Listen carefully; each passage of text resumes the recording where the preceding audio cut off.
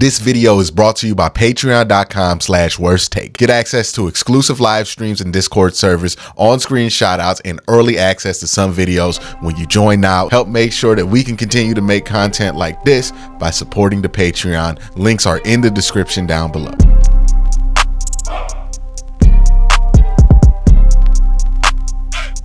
Hey, before I talk about some prospects that I love, let's talk about something else that I love, live streaming. I'm going to be live streaming the draft days 1, 2, and 3 here on YouTube. So make sure you check that out and come react to the draft with me. So hit that subscribe button if you haven't, hit that notification bell if you haven't, and make sure you're locked in so we can talk about the draft live. Come on, make sure you do it. Now back to the video. It's draft day. And draft day is a beautiful day because much like in your favorite sitcom, when there's a wedding going on and whoever's commencing the ceremony says, "Speak now or forever hold your peace," the hours before the NFL draft is your last chance to take your piece on a prospect, whether you like them or not. And that's what we're going to do today. I'm going to talk about prospects I like in this video. I'm going to talk about prospects I don't like in a video. It's going to come out later today, but it's the final chance to say your piece. So what prospects would I pound the table for? What prospects in this draft do I like? And look, this doesn't necessarily mean that I need the Browns to draft this player. It's just when you go through all these prospects, when you're in draft mode, you get some favorites for whatever reason, right? They might not hit the RAS guardrails. They might not hit the age guardrails, but they do something that you like. And you like those guys. And no matter what team they end up on, you root for them in some way. And today, I'm going to share mine. One of these names on this list, you're not going to have a hard time guessing. He's one of my favorites. I brought on Kai, my guy Kyron Samuel, the other day. He is one of his favorites. I like anybody that went to the Senior Bowl and was really trying to watch that offensive line. This is going to be a dude on their favorite list. It's Roger Rosengarten. The reason I like Roger Rosengarten was when I walked away from 3 days of practice at the Senior Bowl, Roger Rosengarten looked like the best damn player at the Senior Bowl. Now, he wasn't. Talisi Fulega was there. Troy Fontana was not there. But Talisi Fulega was there. And he's Talisi Fulega. He's going to be a top 15 pick. He wasn't better than him, but he looked in the same class as somebody like him. What I loved about what he did at the Senior Bowl, he did it from the left side. He did it from the right side. He did it on one-on-ones at the left side. He did it at one-on-ones on the right side. He did it in team drills from the left side. He did it in team drills from the right side. I know the criticisms on him is that he doesn't have elite length and he isn't super powerful. I would debate the whole powerful thing. I don't think power was an issue for him at the Senior Bowl. I think he has a good enough anchor. I think he has a good enough punch to be able to live with. The length thing could become an issue, but again, it wasn't one at the Senior Bowl, and he has good feet. He's an athlete and he has really good technique. I think he can really figure it out there. Scouts are all over the place with his draft projection. You go on one mock and they'll tell you he's a 4th round pick. You'll go on one board and they'll tell you there's no way this dude is getting past 30.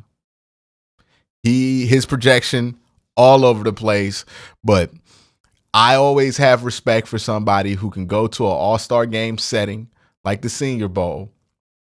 Nobody expects that player to be the best player there, and he looks like damn near the best player there.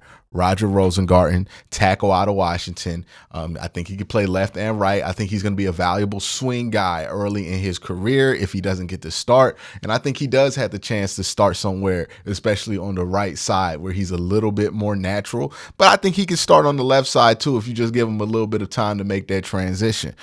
So yeah, he's also young enough to where you feel like he can make a transition from left and right.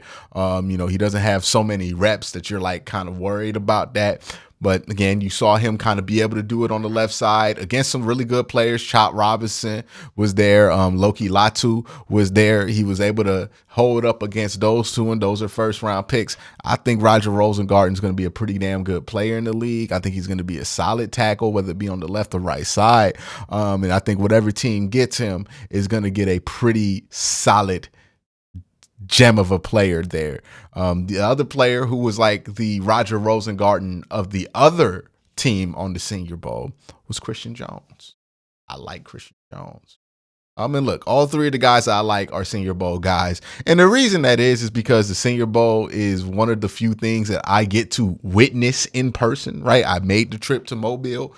I'm going to weigh that in my evaluations just a little bit heavier, because when you get to see these guys in person, when you get to see those reps up close and personal, you get a better grasp on what they cannot do, what they struggle with, what they don't. And I just have a better grasp on some of these Senior Bowl prospects because I was there. So Christian Jones, I like him a lot. He's not the athlete that Roger Rosengarten is. I don't think he projects to be that. He's not high end. Like, I don't think Christian Jones walks in, starts right away. I think there's a chance he could become a starter if he puts on some weight, if he transitions well, if you get some of those bad habits out of him that he tends to have against more high-level athletes.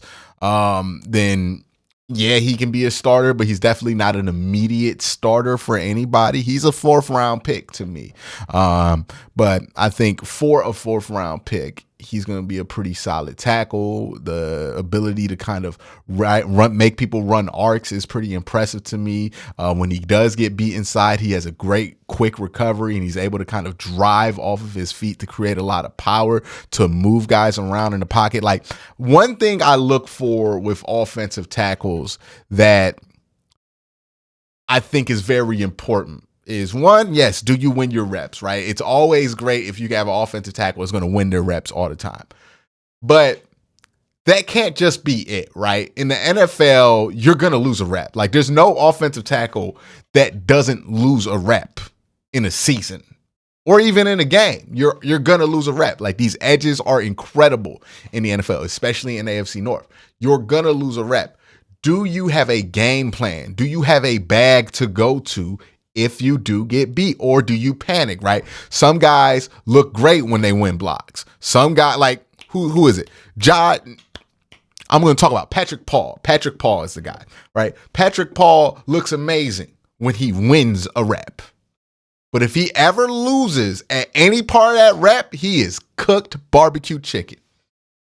Christian Jones, he'll lose a rep every once in a while, but you know what? He has great poise and a game plan when he does lose a rep to be able to mitigate that damage. And look, that's one of the most important skills for a tackle to have, man. You're going to get beat. One of the issues that people have with Jed Wills isn't that he gets beat. It's that when he does get beat, he doesn't have a great game plan to recover from getting beat to mitigate the damage, right? If he did that, we wouldn't care as much about Jed Wills. But since he does not have a great backup bag, we get mad at that stuff, right?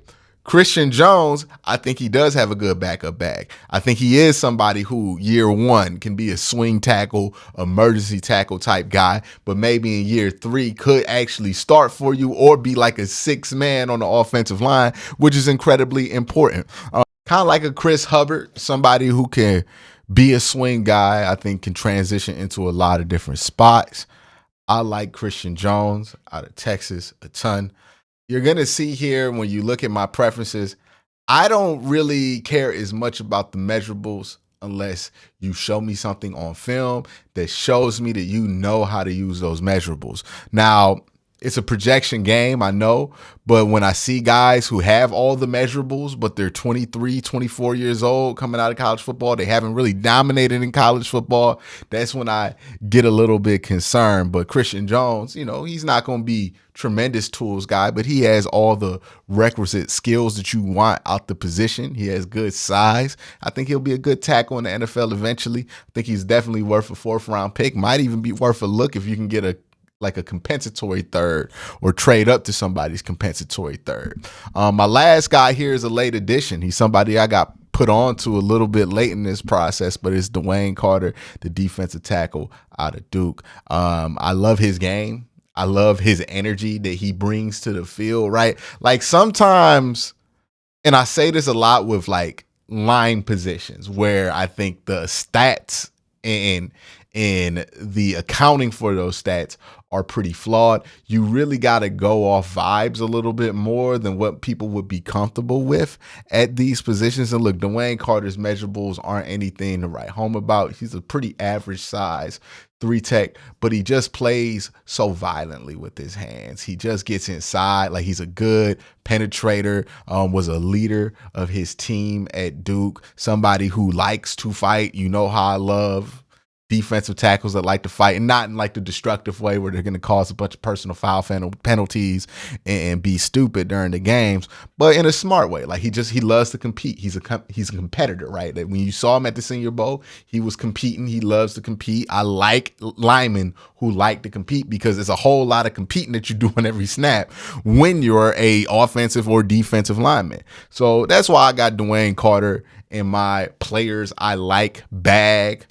Those are my 3 that I have. You could say it's a draft crush or something on. That doesn't mean that these are the top 3 players on my board. These are just the 3 guys who are my favorite, right? When I cut on the tape, I'm like, yeah, I like them, right? That doesn't mean I would take them number 3 overall. That doesn't mean I would even take all of these dudes at 54, but it does mean that I like these guys. I'm rooting for these guys, and I hope that these guys have successful careers going forward because I enjoyed the experience of watching them play football and reviewing this draft process. But that's my thoughts on this. Let me know what you think in the comment section down below. Y'all have a great day. Have an even better night. Peace.